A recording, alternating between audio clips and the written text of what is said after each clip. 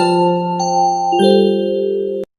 Friends, मैं आज आप लोगों का एक बार फिर से इस मैस्कॉट इंस्टीट्यूट के यूट्यूब चैनल पर स्वागत करता हूं, जहां हम लोगों ने जियोग्राफी की जो सीरीज़ स्टार्ट की है उसमें आज 5th लेक्चर होने चल रहा है।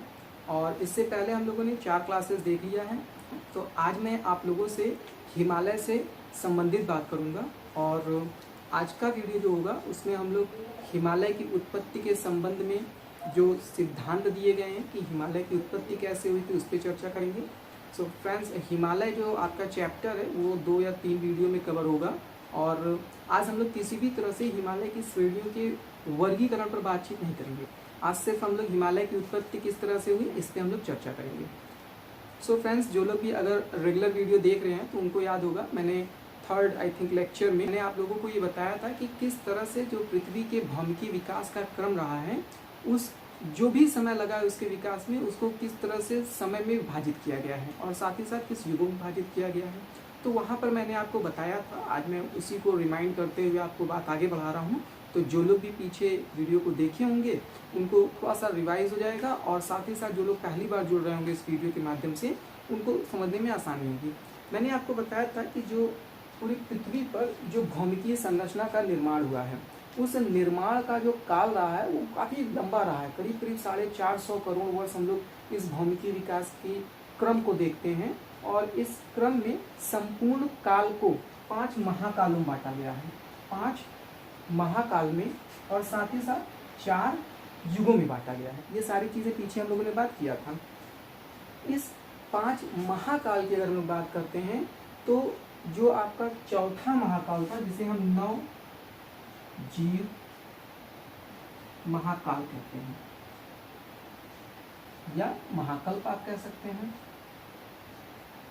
नवजीव महाकाल या महाकल्प, सीनोजोइक एरा।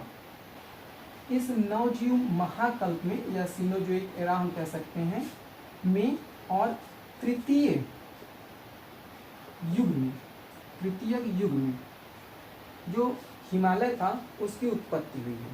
ठीक है, तो ये हम लोगों ने पीछे वहाँ पर चर्चा भी किया था। आज मैं फिर से बता रहा हूँ। तो मैं आज आपको हिमालय की उत्पत्ति के काल को पहले समझा रहा हूँ, उसके बाद उत्पत्ति के सिद्धांत पर बात करेंगे।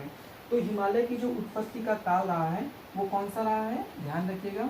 नवजीव महाकल्प में या सीनोजोइक एराज के तृतीय युग में हिमालय की उत्पत्ति हुई है। भारतीय क्षेत्रों में जो भौमिकीय विकास का काल रहा था उसको अलग तरह से कुछ अलग महाकल्पों में विभाजित किया गया था। उसमें एक मैंने बताया था आर्य युग। तो जो आर्य युग था उसी युग में हिमालय पर्वत श्रेणियों का उद्गार हुआ, यानी हिमालय पर्वत श्रेणियां निर्मित हुई थी। तो ध्यान रखने वाली बात यहाँ पर ये है, पहली चीज, जो हिमालय की उत्पत्ति हुई वो नवजीव महाकल्प में हुई या सीनोजोइक युग कहते हैं। इसी को आप वैश्विक स्तर पर तृतीय युग में और भारतीय क्षेत्रों के अनुसार आर्य युग में रखेंगे। ठीक है, अब अगर हम लोग बात करें तो जैसा कि आप जानते हैं, हम लोग हिमालय के जब वर्गीकरण करेंगे तो वहाँ पर बातचीत इस पर डिटेल में करेंगे कि हिमालय की कुछ पर्वत श्रेणियाँ अलग अलग तरह से हम लोग देखते हैं। तो हिमालय की 4 श्रृंखलाओं में हिमालय की पर्वत श्रेणियों को विभाजित किया गया है, जहाँ पर आप ट्रांस हिमालय को देखते हैं, फिर वृहद हिमालय देखेंगे, फिर उसके बाद लघु हिमालय देखेंगे और शिवालिक देखेंगे। देख लीजिए, इन लोग को भी आइडिया नहीं है, अभी फर्स्ट टाइम इन सब चीज़ों के बारे में सुन रहे हैं। तो आप इस तरह से देखेंगे कि हम लोग बात करते हैं तो ये जो क्षेत्र है यहाँ देखते हैं ट्रांस हिमालय, उसके बाद यहाँ पर आप देखेंगे बृहद हिमालय है, उसके नीचे आप देखेंगे तो लघु हिमालय की बात करेंगे, उसके नीचे इस तरह से हिमालय की श्रेणियों का विस्तार है, तो इसे हम लोग शिवालिक कहते हैं। ठीक है, तो इस पर हम लोग आगे चर्चा करेंगे। तो अगर हम लोग महाकल्पों की बात करते थे तो आप लोगों ने पीछे देखा होगा कि महाकल्पों को कुछ कल्प में विभाजित किया गया है।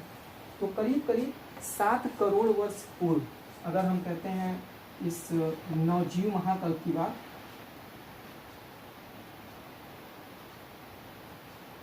तो नवजीव महाकल्प के दौर में ही इसको कई हम लोगों ने छोटे कल्पों में विभाजित किया है, जिसमें आप देखेंगे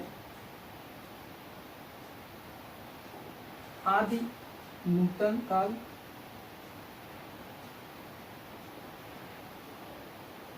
या इसी को हम कहते हैं यूसीन पीरियड, जो कि करीब करीब 60 मिलियन वर्ष पूर्व था, जबकि अल्प नूतन काल ओलिगो मायोसीन पीरियड 40 मिलियन वर्ष पूर्व। तो हमने आपको क्या बताया कि नवजीव महाकल्प में करीब 7 करोड़ वर्ष पूर्व का जो समय था, उस समय हिमालय की उत्पत्ति का जो कार्य था वो शुरू हुआ। और उसके जो देखिए फ्रेंड्स, इसीलिए मैं बता रहा था कि अगर आप लोग शुरू से एक एक कॉन्सेप्ट को देखते चलेंगे तो आपको समझना बहुत आसान होगा। तो यहाँ पर हम लोग जो समय की बात कर रहे हैं, ये पीछे मैं पढ़ा चुका हूँ। अगर आप उसको एक बार पढ़ लेंगे तो आपको इन चीज़ों को समझने में कोई दिक्कत नहीं होगी। तो अगर हम बात करते हैं तो नवजीव महाकल्प है, और वहाँ मैंने बताया था कि हर महाकल्प को कुछ छोटे समय में बांटा गया, जिसे हम लोगों ने काल या कल्प कहा था। ठीक है, इंग्लिश में आप पीरियड कहते हैं। तो नवजीव महाकल्प को भी कई कालों में विभाजित किया गया था। उसका आदि नूतन काल जो था और अल्प नूतन काल, यानी अगर हम बात करते हैं करीब 6 करोड़ वर्ष पूर्व से लेकर 4 करोड़ वर्ष पूर्व का जो समय था, उस समय के बीच में वृहद हिमालय का निर्माण हुआ था। वृहद हिमालय यानी सबसे पूर्व जो है वृहद हिमालय, जो सबसे बड़ा हिमालय की पर्वत श्रेणियां हैं, उसका निर्माण हुआ था। और उसके बाद अगर हम बात करते हैं तो मध्य नूतन काल में, मध्य नूतन काल मायोसीन पीरियड लगभग 25 मिलियन वर्ष पूर्व, यानी करीब करीब 2.5 करोड़ वर्ष पूर्व जो है वो लघु हिमालय का निर्माण हुआ। लघु हिमालय का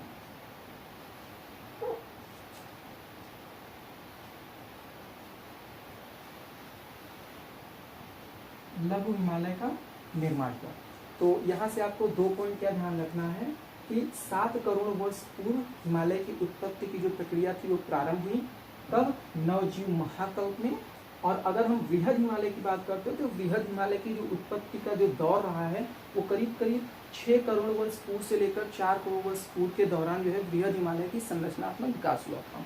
और ये अगर हम काल में देखें तो आदि नूतन काल या अल्प नूतन काल में जो है वृहद हिमालय का विकास हुआ था। और अगर हम लघु हिमालय की बात करते हैं तो लघु हिमालय का जो निर्माण हुआ था वो मध्य नूतन काल में हुआ था, यानी करीब करीब 2.5 करोड़ वर्ष पूर्व। ओके, सो लघु हिमालय का निर्माण कैसे हुआ था, इसको समझने के लिए आपको समझना पड़ेगा पोटदार पठारी क्षेत्रों के बारे में। तो पोटदार पठारी क्षेत्र क्या है उसको देख लेते हैं। अभी हम लोग हिमालय की उत्पत्ति कैसे हुई थी, उसके पीछे क्या सिद्धांत है, वो सारी चीज़ें देखेंगे। लेकिन जो छोटे छोटे इंपॉर्टेंट पॉइंट हैं मैं उनको पहले आपको डिस्क्राइब कर देता हूँ, फिर हम लोग उस पर आएंगे।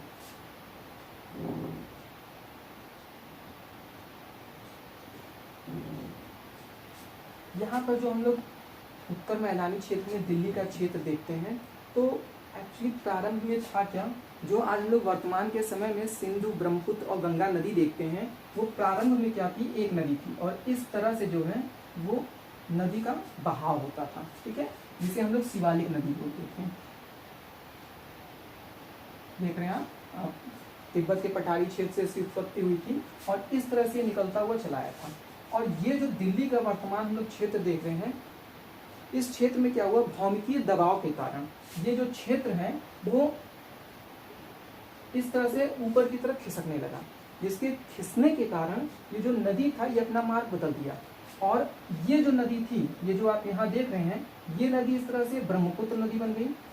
साथ ही साथ जो इसकी सहायक नदियां यहाँ से आकर के पानी दे रही थी इसमें, वो सहायक नदियां इस तरह से जलग्रहण क्षेत्र नहीं बना पाई। और इसमें क्या हुआ, एक नदी ने अपना रुख जो है, तो आप इससे समझ लीजिए, एक नदी ने क्या किया, यहाँ से अपना मार्ग परिवर्तित करके इस तरह से यहाँ से निकल आई, और एक नदी क्या हुई, यहाँ से ऐसे निकल आई। तो आप देखते हैं कि जो वर्तमान में हम लोग ये नदी देख रहे हैं, जो पहले एक नदी हुआ करती थी वो शिवालिक नदी थी। तो ये जो वर्तमान में हम लोग देख रहे हैं ब्रह्मपुत्र नदी, ये एक नदी का सिरा हो गया। इसी से जो सिंधु नदी थी वो इधर निकल आई, और यहाँ से एक तीसरी नदी निकल आई जो गंगा नदी है। तो अगर आप इस बात को समझेंगे तो पोटदार जो पठारी क्षेत्र था वो यही पोटदार पठारी क्षेत्र था। और अगर हम कहें ये दिल्ली के आसपास का जो पोटदार पठारी क्षेत्र था, उसमें भौमिकीय दबाव के कारण, अभी मैं उत्पत्ति का सिद्धांत आपको बताऊंगा तो आपके बात बहुत अच्छे समझ में आएगी। तो एक्चुअल में था क्या, ये जो क्षेत्र आप देख रहे हैं, हिमालय की उत्पत्ति के बाद जो चतुर्थ युग आया था, उस युग में मैदानी क्षेत्र का निर्माण हुआ था।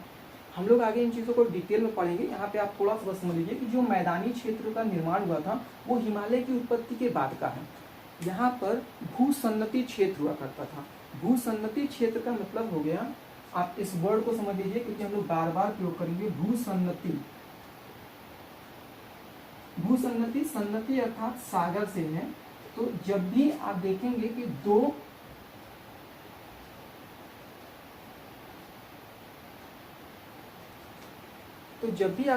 दो भूमि शिलाओं के मध्य ये जल ग्रहण पाया जाता था, इसे आप सागर के रूप में देखते हैं, उसी को सन्नति कहते थे।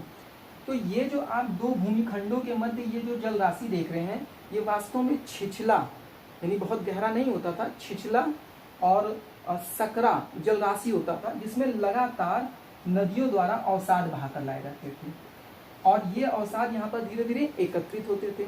लेकिन जब इन भूमि खंडों का दबाव पड़ता था तो ये अवसाद क्या होते थे, वो ऊपर की तरफ उठते थे और इसी ऊपर के उत्थान के क्रम में ये जो पोटदार जो पठारी क्षेत्र था, इसका उत्थान ऊपर की तरफ हुआ, जिसकी वजह से ये जो नदी शिवालिक नदी आ रही थी उसने अपना मार्ग परिवर्तित कर दिया। तो इस तरह से लघु हिमालय का जो विकास था वो पोटदार पठारी क्षेत्र में अवसादों के उत्थान के कारण हुआ था। अगर हम लोग आगे बात करें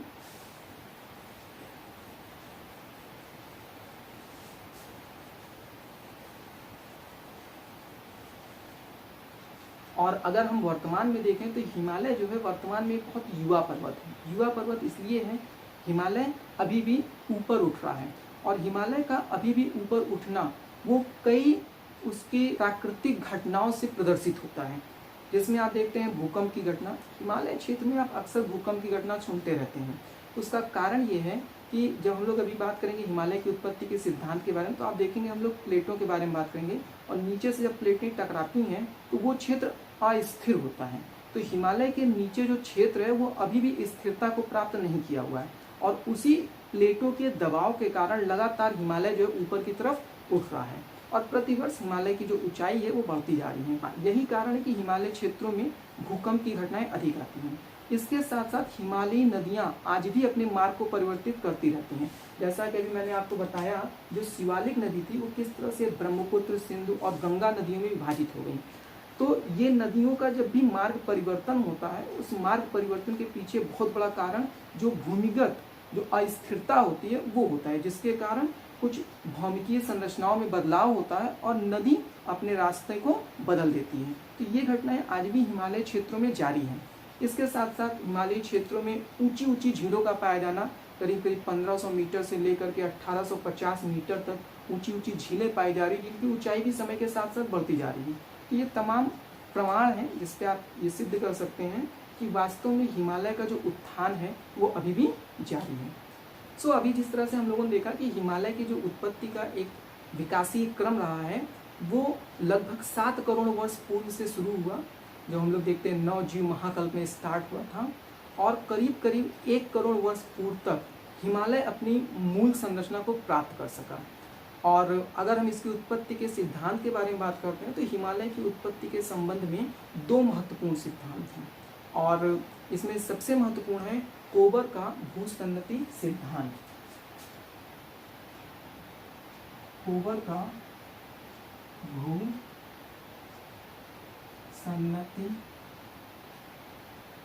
सिद्धांत। सबसे पहले हम लोग यहाँ पर कुछ महत्वपूर्ण बातों को देख लेते हैं। देखिए, कोबर जो जर्मनी के एक बहुत बड़े भूगर्भ शास्त्री थे, उन्होंने भूसन्नति का सिद्धांत दिया और उन्होंने बताया कि वर्तमान समय में जहाँ हम लोग हिमालय देखते हैं वहाँ पर 33 भूसन्नति हुआ करता था। भूसन्नति अभी मैंने आपको बताया कि जब 2 स्थल खंडों के मध्य कहीं पर जलीय क्षेत्र होता है तो उसे भूसन्नति कहा जाता था, यानी भू को सन्नत करने वाला जल राशि, भू को जोड़ने वाली जल राशि।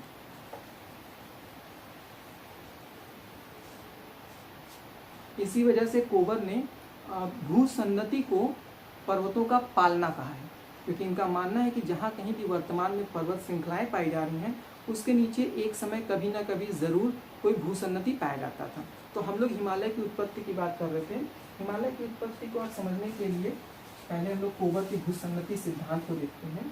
और जैसा कि हम लोगों ने पीछे की क्लास में पढ़ा था कि फ्रेंड्स, अगर आप इस तरह से ये एक अफ्रीका महाद्वीप देख रहे हैं और आप जानते हैं कि एक समय ऐसा था, पिछली क्लास में मैंने चर्चा किया था कि जो भारत की हम वर्तमान स्थिति देखते हैं वो अफ्रीका महाद्वीप से लगा हुआ था और भारतीय उपमहाद्वीप क्षेत्र जो था वो लगातार इस अफ्रीकी क्षेत्र से उत्तर पूर्व की ओर विस्थापित होता गया। एक समय ऐसा आया जिस समय ये विस्थापन की प्रक्रिया आगे बढ़ते बढ़ते इस क्रम में पहुंची कि ये जो भारतीय अगर आप लोगों ने पीछे की क्लास को ध्यान से देखा होगा तो मैंने आपको बताया था कि जो भारत का मूल भारत है वो यही है। इसके बाद भारत में हिमालय क्षेत्र का विकास हुआ और साथ ही साथ भारत का जो मैदानी क्षेत्र था उसका विकास हुआ। तो जब ये मूल क्षेत्र जो है वो एशिया महाद्वीप है उसके करीब पहुंचा, तो अभी पूरी तरह से एशिया महाद्वीप से लगा नहीं था। जब इस स्थिति में पहुंचा यहाँ पर, तो आप देख रहे हैं इधर की तरफ बंगाल की खाड़ी है और इधर की तरफ जो है वो अरब सागर है। कोबर साहब का मानना था कि ये जो अरब सागर का जलराशि है और ये जो बंगाल की खाड़ी की जलराशि है ये वास्तव में उत्तर की ओर विस्तृत थे, अर्थात इनका विस्तार क्षेत्र जो था वो उत्तर की ओर था और इस क्षेत्र को इन्होंने टेथिस भूसन्नति नाम दिया। टेथिस भूसन्नति अर्थात ये जो क्षेत्र था यहाँ पर जो जलराशि थी, जिसे हम लोगों ने सन्नति को एक सागर के रूप में भी समझने की कोशिश किया, तो ये दो क्षेत्रों के मध्य जो जलराशि उभर करके आई उसे उन्होंने टेथिस भूसन्नति का नाम दिया। और इनके अनुसार लगातार ये मैंने ये आपको बताया, जिस तरह से आपने देखा कि हिमालय के जो विकास का क्रम रहा है वो 2-4-500 या 1000 सालों नहीं बल्कि करोड़ों वर्षों में रहा है। तो ये प्रक्रिया बहुत धीमी थी और इस प्रक्रिया के क्रम में आप देखेंगे कि लगातार इसमें क्या हुआ, ये जो आप क्षेत्र देख रहे हैं इन क्षेत्रों से और इन क्षेत्रों से तमाम तरह की नदियां प्रवाहित होती थी और ये नदियां अपने साथ अवसाद लेकर के आती थी। बात करें तो ये जो भारत की हम लोग भू संरचना देख रहे हैं, मैंने आपको बताया था कि अगर पृथ्वी की प्रारंभिक स्थिति देखते हैं तो पूरा एक था, जिसे हम लोगों ने पैंडिया कहा था। ऊपर का हिस्सा जो था वो अंगारा लैंड कहलाया था, नीचे का हिस्सा जो था वो गोंडवाना लैंड कहलाया था। तो मूल भारत जो है वो गोंडवाना लैंड का हिस्सा था। और ये जो हम एशिया महाद्वीप देखते हैं ये अंगारा लैंड का हिस्सा था।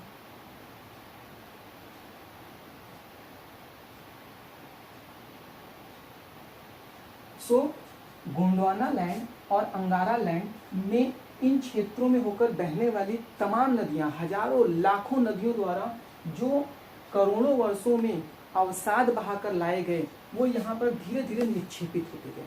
निक्षेपित यानी एकत्रित होते गए और एकत्रण के क्रम में जैसे जैसे वो नीचे बैठते रहे ऊपर का दबाव उनके ऊपर पड़ता रहा और वो बिल्कुल अच्छी तरह से नीचे जा करके बैठ करके वो एक सघन रूप लेते चले गए, अर्थात आप कह सकते हैं वो एक चट्टानी रूप लेते चले गए। लेकिन लगातार अवसादों के निक्षेपण के कारण एक समय ऐसा आया कि ये इस जो टेथिस भूसन्नति था वो अवसादों से पूरी तरह से भर गया और इस भरने के क्रम में जो अवसाद थे उनका अवतलन रूप हो गया। अवतलन मानी वो ऊपर की तरफ उभर कर चले गए।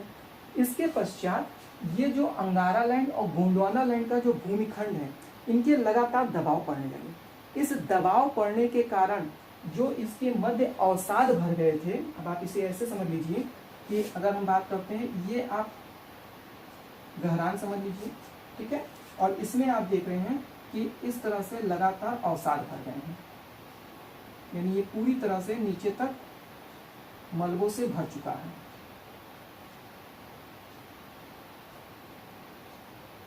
और जब इन पे इस तरफ से और इस तरफ से भूमिखंडों से होकर के दबाव पड़ा तो ये क्या हुए, ये ऊपर की तरफ वलित होने लगे, ऊपर की तरह इस तरह से वो बाहर निकलने लगे, ठीक है। और जब ये ऐसे बाहर निकलने लगे तो इनमें एक वलय पड़ने लगा। तो इन पर जो दबाव था वो दबाव का क्रम ऐसा रहा कि किनारों पर ये ज्यादा ऊंचाई को ग्रहण किए, यानी ये ऊंचाई ऐसे किनारों पर ग्रहण किए, लेकिन जो मध्य क्षेत्र था उसमें ज्यादा समतल मैदान बना और दोनों किनारों पे इनकी ऊंचाई बढ़ती गई। तो आप देखेंगे कि ये जो क्षेत्र था ये क्या हुआ, ये एक समतल मैदान का रूप लिया और किनारों की तरफ ये वलय पड़ते हुए इस तरह से ये दोनों किनारों पे ज़्यादा हो गए। तो इधर का जो क्षेत्र था, जो पहाड़ी ऊपर की तरफ था, वो क्युनलुन पर्वत श्रृंखला बनी। ये जो आप देखते हैं ये तिब्बत का पठार बना और ये भाग जो बना वो बना हिमालय। तो इस तरह से आप देखते हैं कि अगर हम लोग क्युनलुन पर्वत श्रृंखलाओं की आज वर्तमान में स्थिति देखते हैं तो हम देखते हैं हिमालय है, हिमालय के उत्तर में तिब्बत है। अब आप इसको इस तरह समझिए कि अगर हिमालय, ये क्युनलुन पर्वत उठा, फिर ये तिब्बत का पठार बना और ये हिमालय पर्वत श्रृंखला बनी। तो आप वर्तमान में स्थिति देखते हैं कि किस तरह से पहले हिमालय है, हिमालय के आप उत्तर में जाएंगे तो आपको तिब्बत पठार मिलेगा और तिब्बत के पठार के जब आप उत्तर में जाएंगे तो क्युनलुन पर्वत श्रृंखला मिलती है। इसको आप एक और बेहतर एग्जाम्पल समझ सकते हैं। फ्रेंड्स, जब आप बर्गर खाते हैं या कोई क्रीम बन खाते हैं तो आपने देखा होगा कि उसके बीच में जो स्टफ किया होता है, जब आप उसको अपने मतलब मुंह में लेकर के जो उसको काटते हैं आप, तो ऐसे में क्या होता है, दोनों तरफ से दबाव पड़ता है और उसके बीच का जो स्टफिंग होता है वो बाहर की तरफ निकलता है और जितना ज़्यादा स्टफिंग होगा उसका जो बाहर निकलने का रेंज होगा वो उतना ज़्यादा होगा। और साथ ही साथ आप ये भी नोटिस करेंगे कि वो जब निकलता है तो उसमें एक लेयर पड़ती चली जाती है। बिल्कुल उसी क्रम में बस आप इसको ऐसे समझिए कि जब भूसन्नति में अवसाद पूरी तरह से भर गए, दोनों तरफ से दबाव पड़ा, तो दबाव पड़ने के कारण वो ऊपर की तरफ उठते चले गए। और इसीलिए आप देखते हैं कि जब हम लोग हिमालय की बात करते हैं तो हिमालय एक कैसा पर्वत है, हिमालय एक वलित पर्वत है जिसे हम बोलते हैं फोल्डेड माउंटेन। इस सिद्धांत को और बेहतर तरह से समझने के लिए इसके समर्थन में प्लेट टेक्टोनिक थ्योरी यानी प्लेट विवर्तनिका जो सिद्धांत है वो और समर्थन करता है और उसके समर्थन से आप इस सिद्धांत को और बेहतर तरह से समझ सकते हैं। सो हैरी हैस का जो प्लेट टेक्टोनिक थ्योरी है वो भी हिमालय की उत्पत्ति की एक सफल व्याख्या करता है। तो प्लेट टेक्टोनिक थ्योरी के अनुसार जैसा कि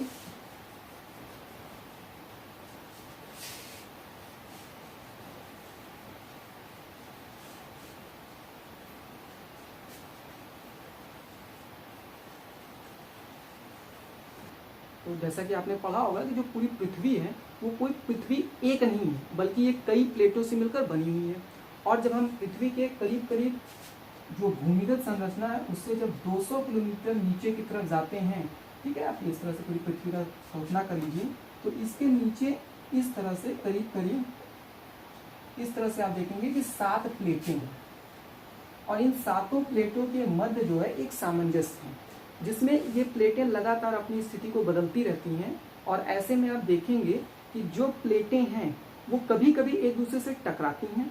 अब आप कल्पना करिए कि चूंकि पृथ्वी पूरी तरह से गोल है तो गोल होने की वजह से अगर 2 प्लेटें आपस में करीब आ रही हैं तो कहीं ना कहीं 2 प्लेटों के मध्य दूरियां भी बढ़ेंगी।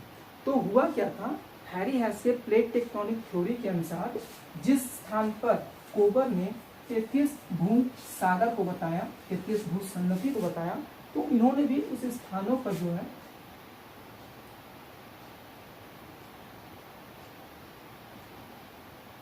इन्होंने भी उस स्थान पर जो है भू सन्नति की बात कही और इन्होंने बताया जो भारतीय उपमहाद्वीपीय प्लेट है, ये भारतीय उपमहाद्वीपीय प्लेट जो है वो लगातार उत्तर पूर्व की ओर विस्थापित होता रहा। और ये जो यूरेशियल प्लेट है, यूरेशियल प्लेट यानी आप देखते हैं कि जो एशिया महाद्वीप है और यूरोप महाद्वीप है वो आपस में जुड़ा हुआ है। क्यों? क्योंकि वो एक ही प्लेट पर पूरा स्थित है, तो इसलिए ये पूरी प्लेट जो होती है उसे हम यूरेशियल प्लेट कहते हैं। तो भारतीय उपमहाद्वीप की प्लेट यानी इंडियन प्लेट और यूरेशियल प्लेट ये दोनों क्या हुई, एक तरफ दोनों एक दूसरे की तरफ विस्थापित हैं। दोनों के एक तरफ विस्थापन होने के क्रम में इनके मध्य जो तेथिस भूसागर में लगातार नदियों द्वारा लाखों करोड़ों वर्षों में बहाकर लाए गए अवसाद थे, उनके निक्षेपण के बाद उन पे क्या हुआ, दबाव पड़ा और उनके दबाव के क्रम में फिर यहाँ पर जो अवसाद थे यानी प्लेटों के आपस में टकराने के कारण जो अवसाद थे वो ऊपर की तरफ उठना शुरू हुए। इसीलिए आप देखते हैं कि जो पर्वत श्रृंखलाएं होती हैं, खास तौर से अगर हम वलित पर्वत की बात करते हैं, वलित पर्वत की 2 विशेषता होती है। वलित पर्वत काफी ऊंचे ऊंचे होते हैं और आपने अक्सर देखा होगा कि हम पर्वत श्रृंखलाओं की बात करते हैं। पर्वत श्रृंखलाओं का मतलब कि आप किस तरह से पूरा माउंटेन सीरीज की बात करते हैं। तो जब माउंटेन सीरीज की बात करते हैं तो जो अवसाद होते हैं वो जितनी ऊंचाई ग्रहण कर पाते हैं उसके अनुसार उनकी ऊंचाई जो है वो ऊपर की तरफ बढ़ती चली जाती है। तो इस तरह से इनके अवसाद ऊपर चलते चले गए और जो हम वर्तमान में हिमालय देखते हैं उसकी उत्पत्ति हुई। तो यहाँ पर 2 पॉइंट आपको ध्यान में रखना है कि टेथिस भूसागर के लिए हैरी हैस का जो प्लेट विवर्तनिका सिद्धांत है, प्लेट विवर्तनिका सिद्धांत और कोबर का भू सन्नति सिद्धांत, दोनों काफी हद तक एक दूसरे के समान है।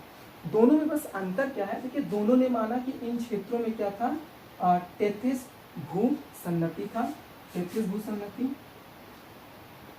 टेथिस भू सन्नति अर्थात सागर जलराशि था जो लगातार अवसादों के निक्षेपण से पूरी तरह से ढक गए और दोनों तरफ से जो गोंडवाना लैंड और अंगारा लैंड के भूमिखंड थे वो एक दूसरे पर दबाव डाले। बस दोनों को समझाने का तरीका अलग था। हैरी हैस के प्लेट टेक्टोनिक थ्योरी के अनुसार ये नीचे की प्लेटें थीं जो इंडियन प्लेट यूरेशियल प्लेट से जाकर टकराई और इस टकराने के क्रम में जो इंडियन प्लेट थी वो यूरेशियल प्लेट के नीचे आ गई, जिसके वजह से जो भारत की स्थिति बनी वो कुछ ऐसी बनी कि हिमालय उसके ऊपर चढ़ता चला गया।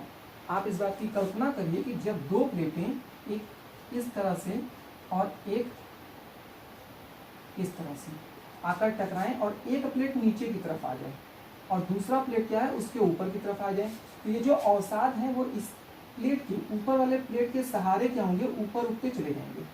और यही कारण आप देखते हैं कि जो भारत का उत्तरी क्षेत्र है वो पूरी तरह से हिमालय पर्वत से ढका हुआ है, क्योंकि जैसे ही इंडियन प्लेट यूरेशियल प्लेट से जाकर टकराई तो जो अवसाद थे वो यूरेशियल प्लेट के सहारे एक वलय बनाते चले गए और ये इस पूरी श्रृंखला में जो है इस तरह से पर्वतों का निर्माण किया। सो इस प्रकार से आपने देखा कि किस प्रकार तृतीयक युग में और नवजीव महाकल्प में हिमालय की उत्पत्ति हुई। तो हिमालय की उत्पत्ति के संबंध में ध्यान रखिएगा 2 सिद्धांत दिए गए हैं, एक कोबर का भूसन्नति सिद्धांत और दूसरा हैरी हैस का प्लेट टेक्टोनिक थ्योरी या प्लेट विवर्तनिका सिद्धांत।